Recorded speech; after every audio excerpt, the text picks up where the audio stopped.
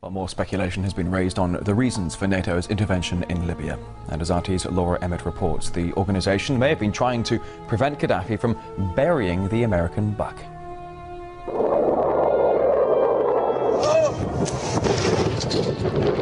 According to some, it's about protecting civilians. We must not tolerate this regime using military force against its own people. Others say it's about oil. The only reason they're interested with Libya is about the oil. You'd think we'd be in Iraq if the major export there was broccoli. But some are convinced intervention in Libya is all about currency, specifically Gaddafi's plan to introduce the gold dinar, a single African currency made from gold, a true sharing of the wealth. It's one of these things that you have to plan almost in secret, because as soon as you say you're going to change over from the dollar to something else, you're going to be targeted. There were two conferences on this, one in '96 and another one in the year 2000, called the World Mataba Conference, organized by Gaddafi. And everybody was interested. I think most countries in Africa were keen. Gaddafi didn't give up. In the months leading up to the military intervention, he called on African and Muslim nations to join together to create this new currency that would rival the dollar and euro. They would sell oil and other resources around the world only for gold dinars. It's an idea that would shift the economic balance of the world. Countries' wealth would depend on how much gold they have, not how many dollars they trade. And Libya has 144 tons of gold. The UK has double that, but 10 times the population.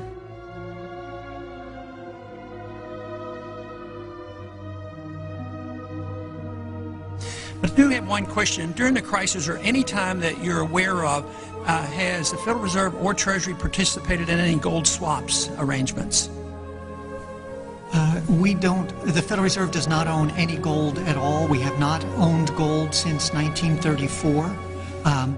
We don't. The Federal Reserve does not own any gold at all. We have not owned gold since 1934. The Federal Reserve does not own any gold at all. If Gaddafi had an intent to try to reprice his oil or whatever else the country was selling in the global markets and accept something else as a currency, or maybe launch a gold dinar currency, any move such as that would certainly not be welcomed by the power elite today who are responsible for controlling the world's central banks.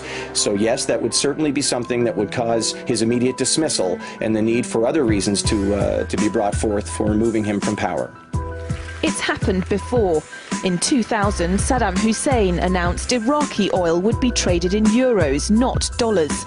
Sanctions and an invasion followed. Some say because the Americans were desperate to prevent OPEC from transferring oil trading in all its member countries to the euro. The UK's gold is kept here in a secure vault somewhere in the depths of the Bank of England. As in most developed countries, there's not enough to go around. But that's not the case in places like Libya and many of the Gulf states. A gold dinar would have given oil-rich African and Middle Eastern countries the power to turn around to their energy-hungry customers and say, sorry, the price has gone up and we want gold. Some say the US and its NATO allies literally couldn't afford to let that happen. Laura Emmett, RT, London. President Obama unequivocally putting Muammar Gaddafi on hold in a phone call to German Chancellor Angela Merkel. The president said Gaddafi was using mass violence as his only means of staying in power, that Gaddafi had lost legitimacy, and for the first time, that Gaddafi should leave now. And late last night, the White House rolled out new sanctions against Libya, blocking bank accounts and freezing the assets of Gaddafi, his regime, and Senior and his children. The president had held back on calling for Gaddafi to step down until U.S. citizens were safely out of the country. Today, the president intensified the pressure. Russ. Joel Brown at the White House. Well, right now, diplomats the world over are scratching their heads on how to manage the situation in Libya. And on top of sanctions, Colonel Gaddafi now faces the possibility of a no-fly zone over his country. British Prime Minister David Cameron said he would work with his allies on preparations for such a plan and would not rule out the use of military assets. At the same time, the United States is also repositioning its naval and air forces around Libya. The BBC's diplomatic correspondent James Robbins is following that part of the story. These extraordinary pictures, apparently from the town of Misrata, suggest the scale of violence in parts of Libya as ground is fought over. And these images are thought to come from the same town, as Colonel Gaddafi's regime is squeezed both by the scale of rebellion and increasing global pressure on him to give up now. First, the diplomatic pressure. How are you? How are you? Nice to... In Geneva, foreign ministers focused on newly announced European Union sanctions. They're important because 85% of Libya's energy exports are to Europe. Hillary Clinton said no military action was pending, but at Westminster the Prime Minister made clear the option of enforcing a no-fly zone over Libya is being worked on. We do not in any way rule out the use of military assets. We must not tolerate this regime using military force against its own people. And in that context, I've asked the Ministry of Defence and the Chief of Defence Staff to work with our allies on plans for a military no-fly zone.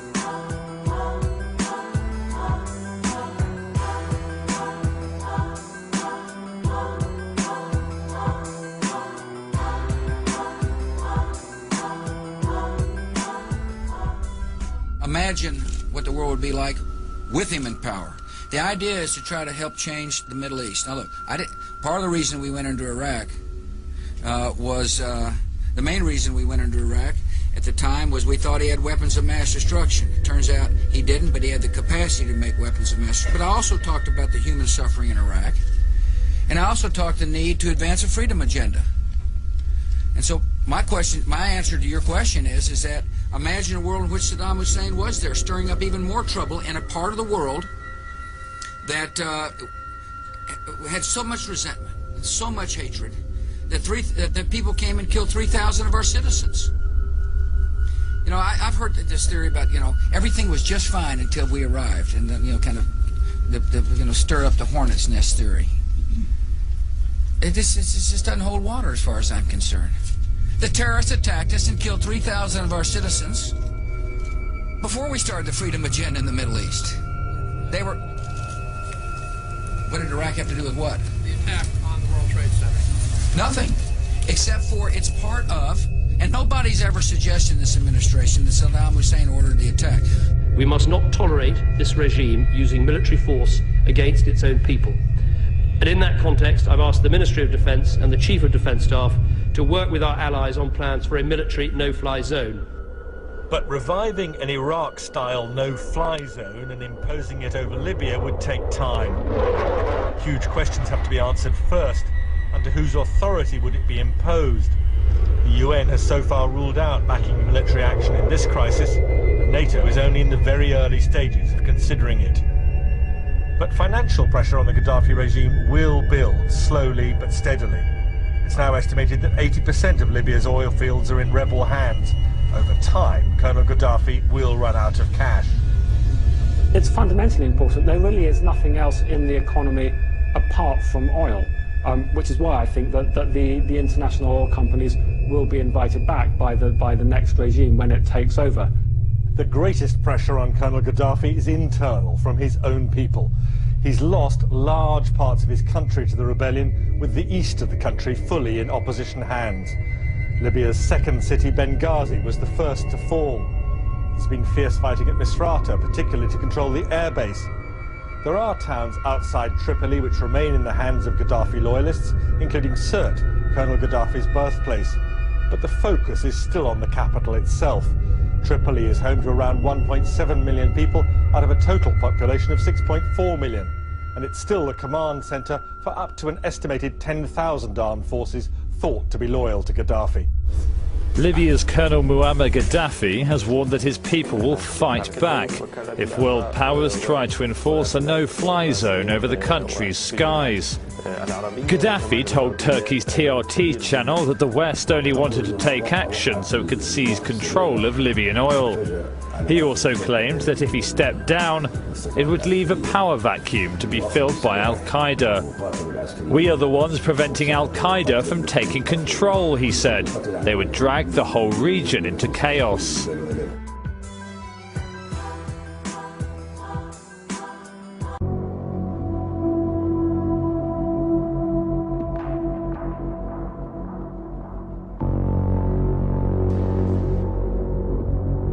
Colonel Gaddafi's first interview for Western journalists since this crisis started. He agreed to see the BBC, ABC News from the United States, and the Sunday Times. He was fairly relaxed throughout the interview, which was held in a restaurant overlooking Tripoli port. He said the UN sanctions resolution against Libya was illegitimate. And then he was asked if he'd ever leave the country. As if anyone would leave their homeland, he said. In recent years, you've had a rapprochement with Western countries. You've had important Western leaders like Tony Blair coming here. But now there are Western leaders who are queuing up to say that you should go. Do you feel a sense of betrayal about that? Of course it's betrayal, he said. They have no moral. Mr. Gaddafi said, we didn't understand the Libyan system. No, I understand the system that you have here, but internationally you're regarded as the leader. You don't understand the system here. No. Don't say I understand. You don't understand. And the world don't understand the system here. The biblical system here. The authority of the people. You don't understand it. But how do the people show their authority then? Because some who've gone out onto the streets to protest say that your people have shot at them. No demonstration at all in the streets. Have you seen? Did you see demonstrations? Yes, I have. Yes. Where? I saw some today. I saw some in Zawiya. Yesterday I saw demonstrations. Are they supporting us? No, they're not supporting us. They are not against us. Some were against you and some were for you. No one against us. Against me for what? Because I am not president. They love me, all my people with me. They love me all. They will die to protect me, my people. If you say they do love you, then why are they capturing Benghazi and they say they're against you there? Why are they in... It is a guide, it is a guide, it is guide, not my people, it is guide. Al-Qaeda? Guide, yes. They came from outside. So they're the people pulling down the posters and putting up the flag of the king? It's Al-Qaeda, he said. They went into military bases and seized arms, and they're terrorizing the people. The people who had the weapons were youngsters. They're starting to lay down their weapons now as the drugs Al-Qaeda gave them wear off.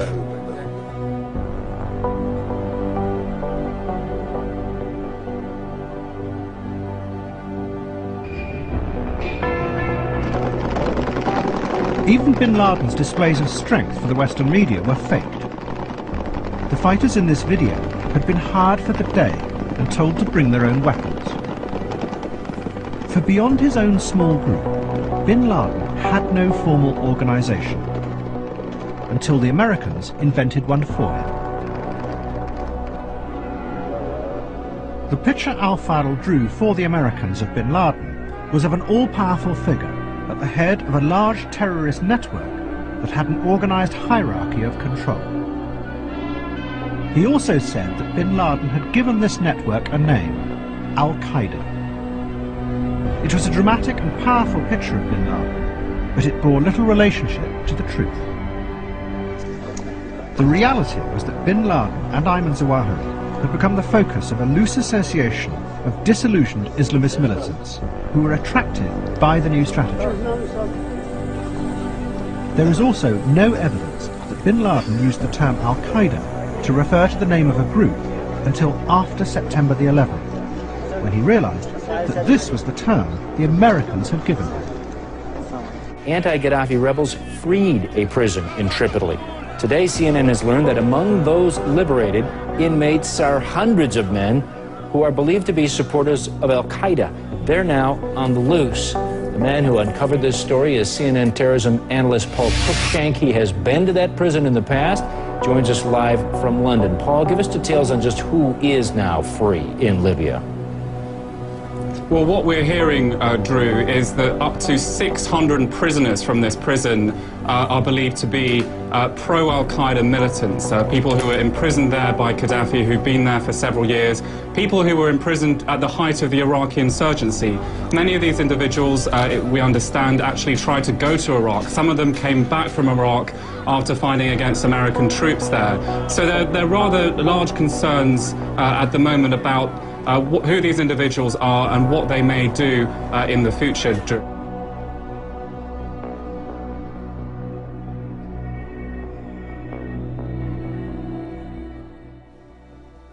US President Barack Obama called on Muammar Gaddafi to stop the bloodshed and fighting in Libya, as rebels and forces loyal to him continue to clash on Monday. Although it's clear that Gaddafi's rule is over, he still has the opportunity to reduce further bloodshed by explicitly relinquishing power to the people of Libya and calling for those forces that continue to fight to lay down their arms for the sake of Libya. While rebels searched Tripoli for Gaddafi, some forces loyal to the autocratic leader fiercely continued the fight. Obama said the United States would be prepared to offer Libya support and provide humanitarian aid to the wounded. I've directed my team to be in close contact with NATO as well as the United Nations to determine other steps that we can take. To deal with the humanitarian impact, we're working to ensure that critical supplies reach those in need, particularly those who've been wounded. The US President said his country will continue to be involved in the multinational effort and supports NATO's mission in the ouster of Gaddafi. We're working to ensure that critical supplies reach those in need. Now, how could all these people get such a weapon in such good condition? The rifle is not and has never been adopted by the Libyan army.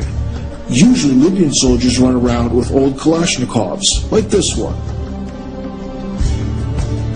This means that the rebels could not get all of those FN, FAL rifles from military storage points, and they certainly couldn't buy them in a store. So the question is, where did they get them from? And even more importantly, how could they get the enormous amounts of ammo needed for the rifles when Gaddafi didn't have them? Libya's cash-starved rebels got a much-needed boost. Nations here signing off on promises of more than $1 billion of aid. But it's not just money the rebels want from the international community. We are asking countries to recognize the Transitional National Council as the legitimate and sole representative of the Libyan people. As you can see, these are U.S. machine guns chambered for NATO rounds. And again, they're absolutely brand new, right out of the box. Normally, machine guns don't come with their own instructors to teach you how to use them. Libya's cash-starved rebels got a much-needed boost. Nations here signing off on promises of more than $1 billion of aid. But then again, machine guns alone don't win a revolution. You need something with some real firepower. And well, here's something. This is an MP-80S man-portable air defense system. Each one of these costs big money on the black market and requires a qualified professional to maintain them. And so that's why we can see an instructor here. The guy teaching the Libyans to manage this high-tech device sure doesn't look like one of them, does he?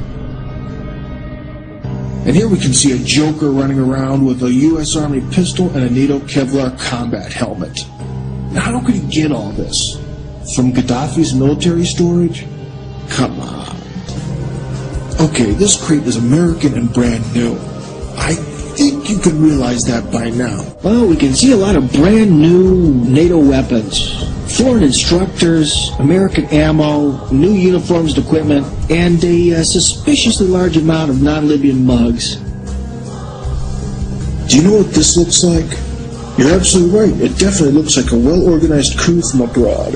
The foreign managers have brought the people, provided the brand new weapons, instructors, and equipment, all to the young people in Libya. Naive young people who work for free drugs, dope, and just the rush of being a revolutionary. Nobody even knows who the rebels represent. And there's good evidence that the Al-Qaeda is there. So we may be delivering Al-Qaeda another prize. They'll be in Libya. They weren't there before. And also, the Al-Qaeda is in Iraq now. So these unintended consequences of our foreign policy are so overwhelming. Logic tells us that we shouldn't be dealing with our foreign policy in this manner. We should be dealing for national security in defense of our country and not pretending that we can pick the dictators around the world. It's been very unsuccessful, and American people are waking up to this. Nobody even knows who the rebels represent. And there's good evidence that the Al-Qaeda is there. So we may be delivering Al-Qaeda another prize. They'll be in Libya. They weren't there before. Promises of the Great Society have been shot down on the battlefield of Vietnam, making the poor white and Negro bear the heaviest burdens both at the front and at home. Though the civil rights leaders, for various reasons, refuse or can't take a stand or have to go along with the administration, that's their business. But I must say tonight that I know that justice is indivisible. Injustice anywhere is a threat to justice everywhere. We've got some difficult days ahead. But it really doesn't matter with me now, because I've been to the mountaintop.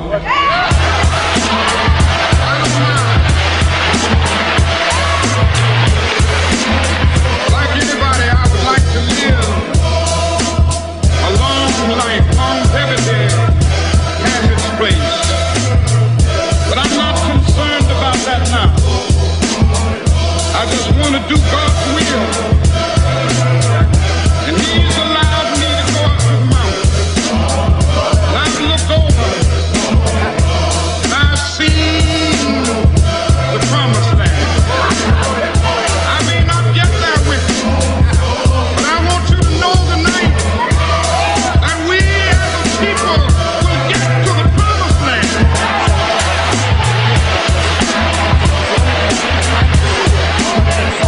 So I'm happy tonight. I'm not worried about anything. I'm not fearing any man. Mine eyes have seen the glory of the coming of the Lord.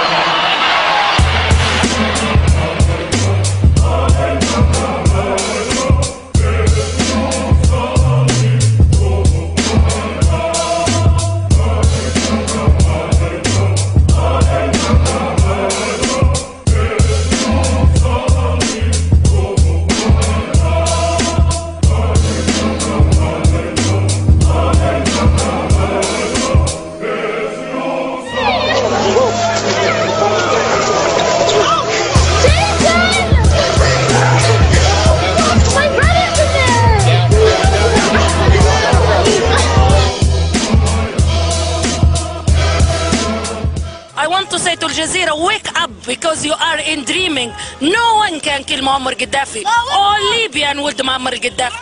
We invited the foreign media to come to Tripoli and to Libya and to see and to watch and to send their reports to their channels. We noticed that the administration or management of their channels selected what they want from these reports and eliminate or delete what does not serve their purposes. Which is why people here are angry. Mohammed's taken a few days off from his work as an engineer to join the throngs of Gaddafi supporters in downtown Green Square.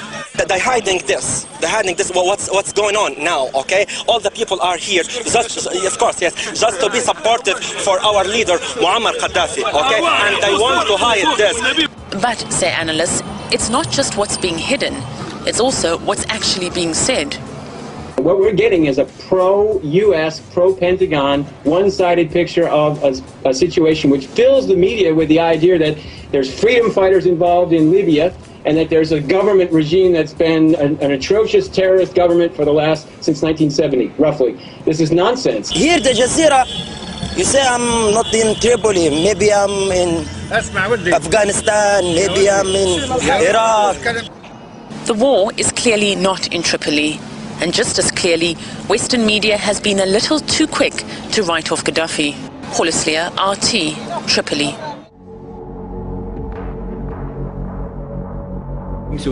The coalition said destroying Gaddafi was not their goal. Then why bomb his palaces? Now some officials have claimed that eliminating him was in fact their goal. Who gave them that right? Did he have a fair trial? Returning to the no-fly zone, the bombings are destroying the country's entire infrastructure. When the so-called civilized world uses all its military power against a small country destroying what's been created by generations, I don't know if that's good.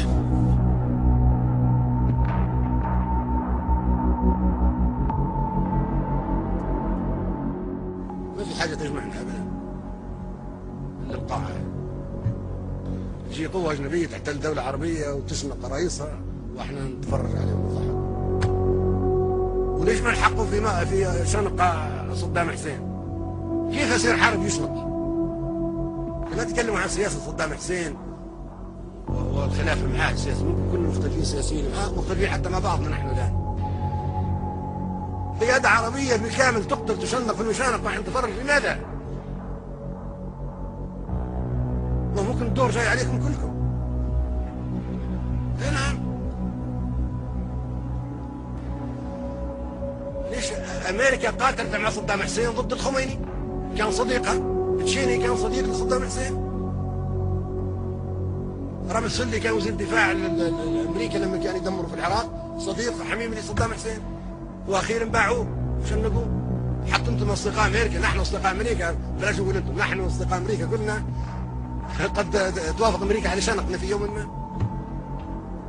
احنا شو للاسف الشديد احنا اعداء لبعضنا، احنا كلنا نكره بعضنا ونتخاصم مع بعضنا ونكيد لبعضنا ونشمت في بعضنا ونتآمر على بعضنا. احنا مخابراتنا التآمر على بعضنا، ما تحمي فينا من العدو. نحن عدو لبعض، عدو العربي صديق للعربي الآخر. هل المقاعد الدائمة هل نحن متساويين فيها؟ أبدا، غير متساويين. من برا الخطابة فقط، زي ما تخطب في حديقة. Gaddafi upstaged Obama's 40-minute speech by speaking for an hour and a half, delivering a scathing attack from the podium against the world body. It was as if fireworks went off. Seriously, what he said was that the UN, the world body, has failed to intervene or prevent 65 wars since the inception of the UN in 1945. Now, as Gaddafi spoke from the podium, he was holding a copy of the UN Charter in his hands, waving it ferociously, and he was saying that the UN right now is not a democratic institution because it's really the Security Council that holds the power, particularly 5 veto-wielding members of the Security Council that hold the power. He said that the power needs to be held by the General Assembly. He said that's what would make this international body more democratic. And what he said that actually shocked everybody that was watching his speech was that the Security Council should instead be called the Terrorism Council. And we should not accept any resolution taken by the Security Council according to its composition right now. We were under trusteeship, we were colonized, we are independent, and now we are here to decide the future of the world in a democratic way that will maintain world and peace security. All people, small and big, are equals. This is terrorism, like the terrorism of the Al-Qaeda. This is terrorism. This is in full contradictions and full intervention of the United Nations charters, and we signed that. And unless we do things in the charter of the United Nations according which we agreed, otherwise we don't speak diplomatically, we are not afraid, we are not coveting, and we were not being nice to anybody. Now we are talking about the future of the... There is no hypocrisy, no diplomacy, because it is a decisive and important vital matter.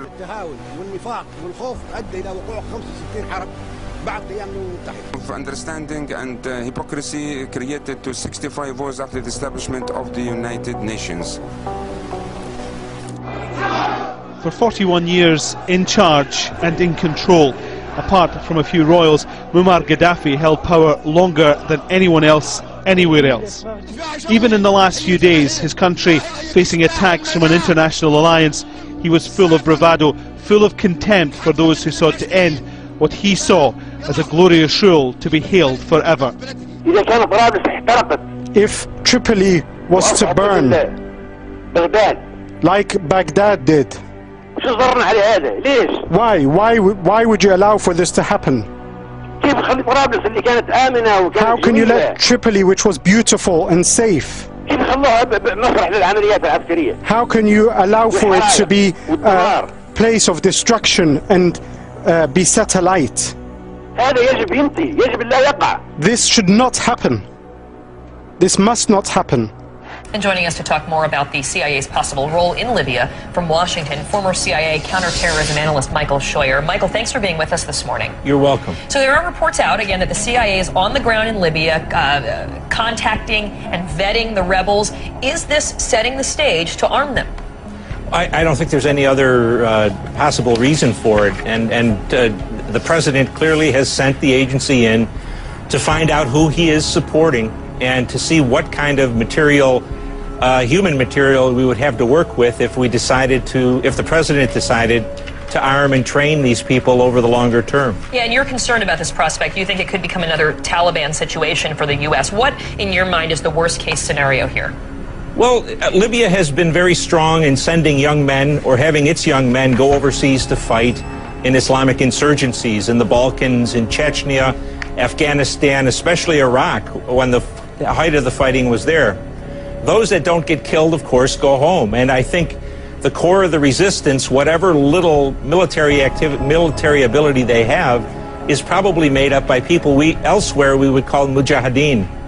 And so it's a dicey proposition to be getting involved with this. I'm not sure that the opposition, if it takes power, is going to be much better than was Gaddafi. But that's why you need to have the CIA, I presume, in there vetting, as we said, who are these people, who are the elements that are funding them or supporting them, who are the politically the most palatable and the least palatable among them. The White House saying that no decision has been made. I have a question for you as a CIA veteran, I guess. I mean, the fact that we even know about this, is that unusual? I mean, should we just assume that the CIA in this sort of a situation would, of course, be in there on the ground?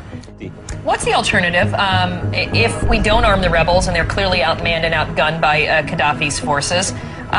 What's the better solution here? The better solution was, as Mr. Paul said, never go at all. This was none of our business. But I think what we're seeing is the string is playing out. We threatened Gaddafi and that didn't work. There's an arms embargo and an economic embargo. That didn't work. There was a UN resolution and that didn't work.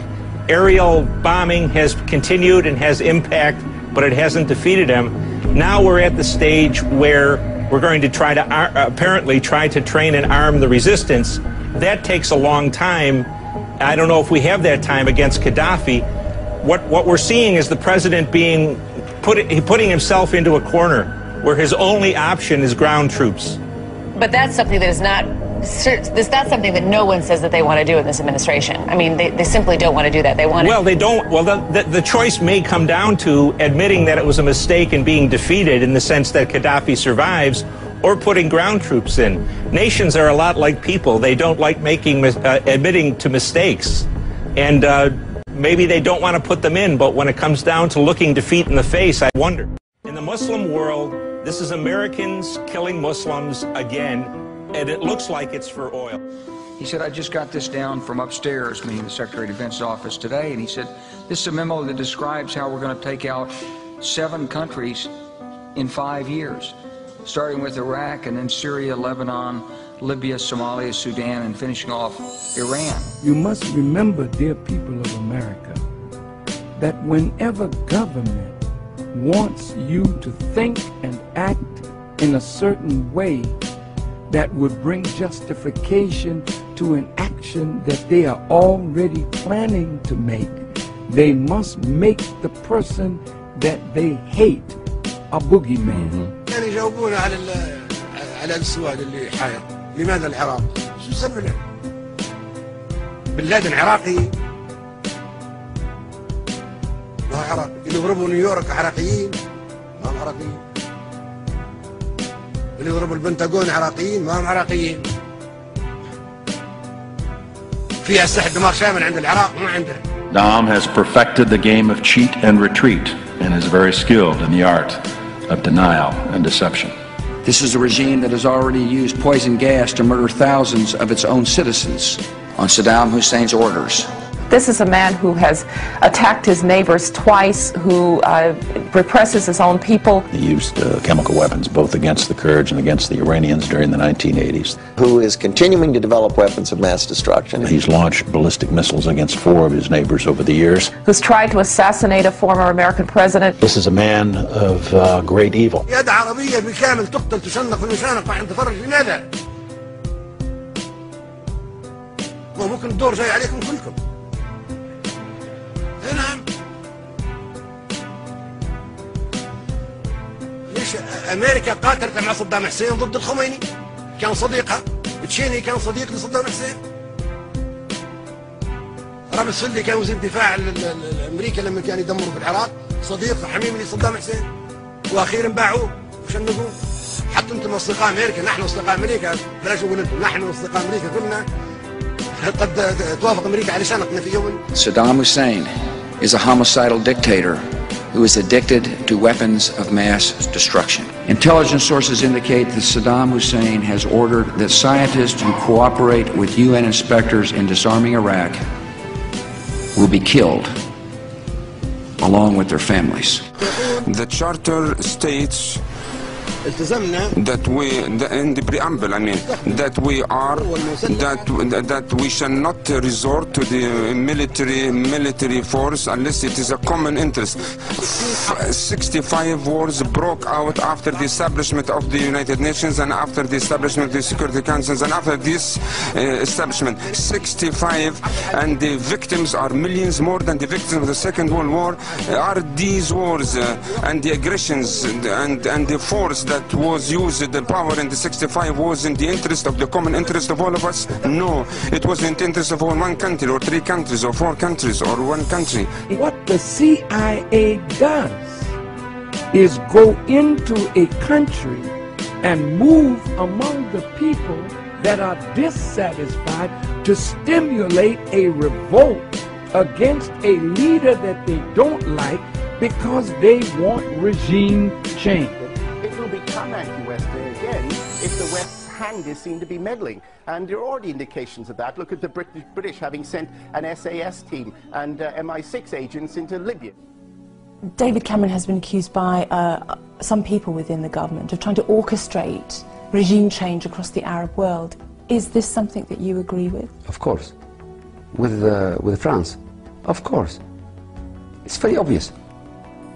It's very obvious. Has Gaddafi used the oil money to build Libya? Yes. Did Gaddafi use oil money and discover water under the Sahara Desert and brought that water to the surface and brought water from Benghazi all the way to the border almost of Tunisia?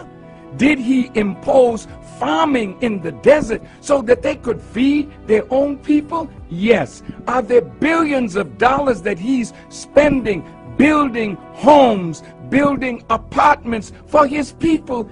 Yes. So something is under this. And so when America, England, France, 3 imperialist powers want to destabilize that country, is it that you're so concerned? You are hearing rumors, false reports. Please take your camera tomorrow morning, even this night. Go to every city in Libya. Everything is calm. Everything is peaceful. The point is there is a big gap between reality and the media reports. So is the unbalanced nature of the coverage. Rather than being impartial observers, some networks stop short of directing the protesters. But here the Al Jazeera crew is warming up the crowd in time for their next live report. Footage we see on American and British channels looks fake. They create an illusion of military action. Where are the aircraft? Where are the bomb raids? Where is the destruction and casualties we hear so much about? If all that is true, evidence should now be on the table of the Security Council. On both sides, the army and police on one, the insurgents on the other, only 150 to 200 people were killed. But it's claimed there were thousands. An attack on Muammar Gaddafi is an attack on Libya itself. It is treason. There is no uprising in the east, only a criminal enterprise by a few hundred gangsters. They are mystifying that the United Nations cannot see that. constant refrain in this crowd. The people are happy, but Al Jazeera knows nothing. Well, the reports of Libya mobilizing its air force against its own people spread quickly around the world. But Russia's military chief says they've been monitoring from space, and the pictures tell a different story. According to Al Jazeera and to BBC, on the 22nd of February, Libyan government has inflicted airstrikes on Benghazi, the biggest city in the country, and on Tripoli. And according to Russia's military, they have not registered any of those airstrikes. According to them, the pictures show that nothing of that sort has been going on the ground. Now, the tough new sanctions and Gaddafi's increasing isolation are based on allegations that he has ordered airstrikes, bombing of civilian protesters. We have seen no evidence of that yet, and the Gaddafis strongly deny it. Are there any conditions under which you would support foreign military intervention in Libya? Facts, that's all. Only facts on the table of the UN Security Council saying that weapons were used against peaceful civilians in Libya. You know, we told them, the British and the French, we did challenge them. We told them, send fact-finding mission to Libya. The thing is, we don't have any facts. We have reports from the BBC, CNN, and other media featuring some machine gunner firing his machine gun in the air. At the same time, we don't see any aircraft attacking. Instead, we see people applauding the gunner for looking so cool. If there were a real aircraft attack in progress, they wouldn't be applauding. The U.S. has reportedly asked Saudi Arabia if it can supply weapons to the rebels in Benghazi. The Saudis have been told that opponents of Gaddafi need anti-tank rockets, mortars, and ground-to-air missiles to shoot down Gaddafi's fighter bombers. We say we're concerned about things happening in Libya. Please note the following. The North African cell of Al-Qaeda is also concerned about what's happening in Libya. Do you think that's a coincidence? Americans themselves have estimated that Libya, especially the eastern part of the country, which is where the rebels have reportedly gained control, is home to a large number of jihadists. They make up a fifth of world jihadists. It's enough to say that one of the rebel leaders in northeast Benghazi was once Osama bin Laden's personal driver. The question here is whether the U.S. is going to end up putting weapons in the hands of radicals and destabilizing the region even more. Anti-Gaddafi rebels are growing more confident and are now focusing on capturing Tripoli. With God's will, we will win. We're going out today for this tyrant and Zionist. With God's will, it will be his last day. This man has been investing in African development. This man has been moving throughout Africa. This man has friends all over the world. He may not be your friend, but if you take him out and kill him like he's some rotten fella that wants to kill his own people, what did you do in Waco? What did you do when your people rose up? Did you talk them out of it? No, they had weapons, you bombed them. What did you do in Philadelphia with the MOVE movement? Did you talk them out of their home, or did you bomb them? Let me focus on initially the issue of Libya. I want to talk about the substance of Libya, because there's been all kinds of noise about process and congressional consultation and so forth. Let's talk about concretely what's happened. I spoke to the American people about what we would do. You also took an oath, remember? You solemnly swore to preserve, protect, and defend the Constitution of the United States. I, Barack Hussein Obama, do solemnly swear that I will execute the office of President of the United States faithfully and will, to the best of my ability, preserve, protect, and defend the Constitution of the United States. You actually took it twice. Remember? You solemnly swore that to the best of your ability you would preserve, protect, and defend the Constitution of the United States. I, Barack Hussein Obama, do solemnly swear that I will faithfully execute the office of President of the United States and will, to the best of my ability, preserve, protect, and defend the Constitution of the United States. We have done exactly what I said we would do. Except, of course, the most important thing, your oath of office, where you solemnly swore to uphold the Constitution. And before the election, you told people that you would uphold it. You answered a question about this very thing, about presidential war powers.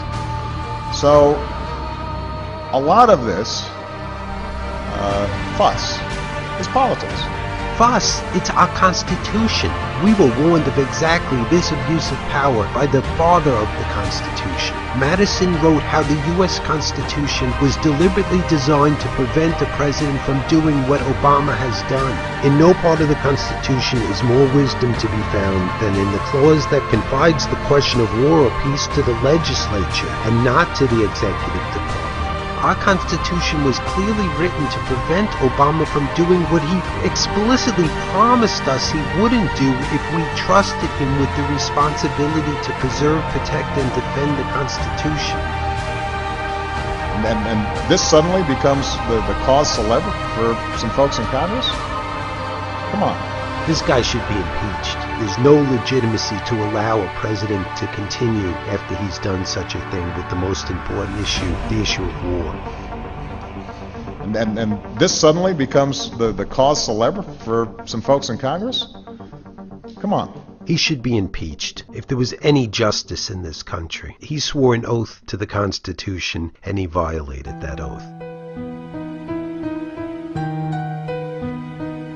You hear eerie echoes of the run-up to the war in Iraq in the way the president and the vice president talk about Iran. Well, George Bush and Dick Cheney must hear, loud and clear, from the American people and the Congress, you do not have our support and you do not have our authorization to launch another war.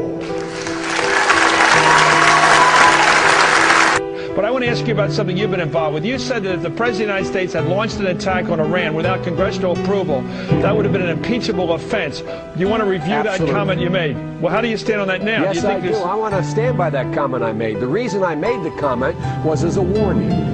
The reason I don't say those things lightly, Chris. You've known me for a long time. I was chairman of the Judiciary Committee for 17 years, or its ranking member.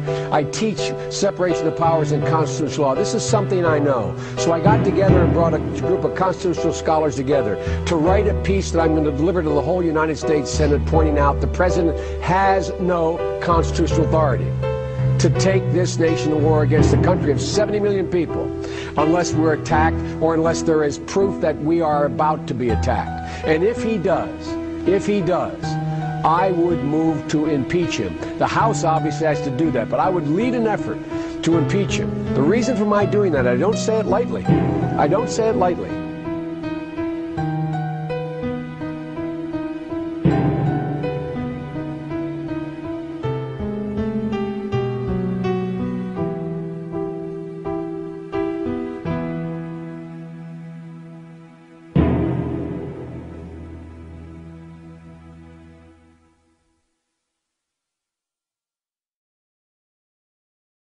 Just leave us alone. Well, I'm not going to leave you alone. I want you to get mad. I don't want you to protest. I don't want you to riot. I don't want you to write to your congressmen because I wouldn't know what to tell you to write. I don't know what to do about the depression and the inflation and the Russians and the crime in the street. All I know is that first, you've got to get mad. You've got to say, I'm a human being. God damn it. My life has value. So, I want you to get up now. I want all of you to get up out of your chairs. I want you to get up right now and go to the window, open it, and stick your head out and yell, I'm as mad as hell, and I'm not going to take this anymore! ما فيه ديمقراطية هناك، بل هناك دكتاتورية لا تختلف أبدا عن دكتاتورية هتلر أو نابليون أو موسوليني أو جنكيز خان أو اسكندر إلى آخر الطغاة.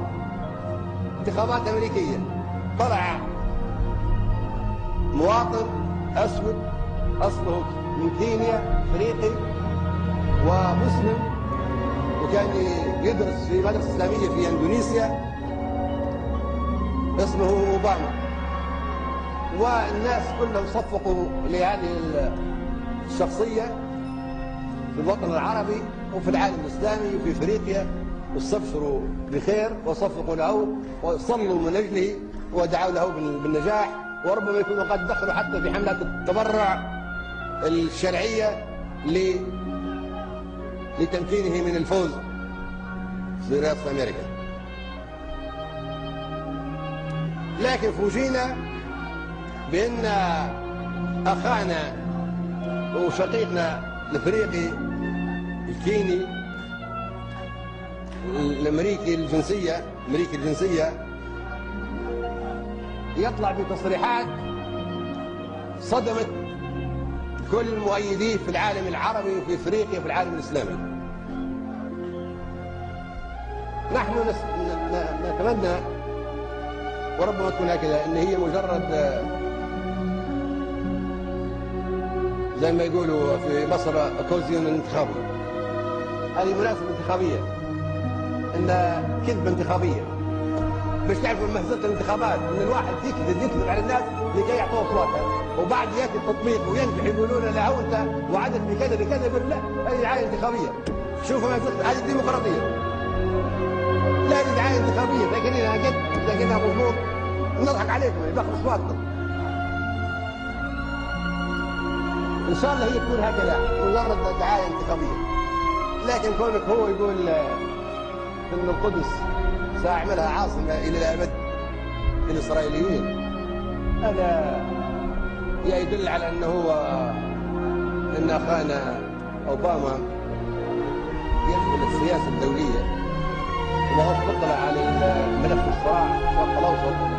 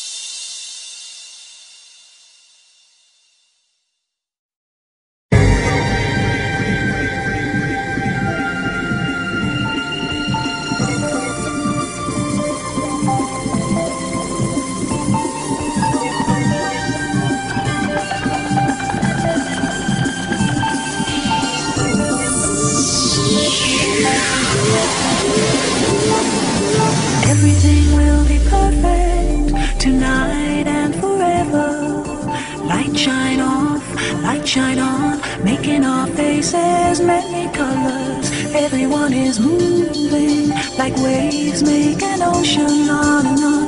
Everybody's singing, yes, this is happiness happening. La la la la la, la la la la la la la, la la la la la la la la la la la. La la la la la, la la la la la la, la la la la la la. Everything will be perfect tonight and forever. Light shine on, making our faces many colors. Everyone is moving like waves make an ocean on and on. Everybody's singing, yes, this is happiness happening.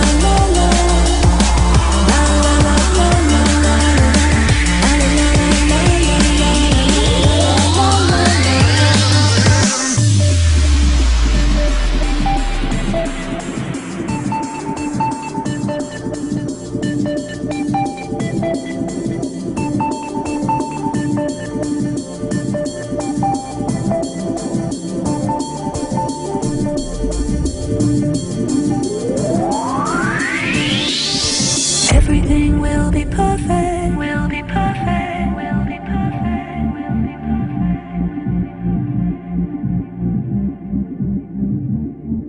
Everything will be perfect, will be perfect, will be perfect, will be perfect.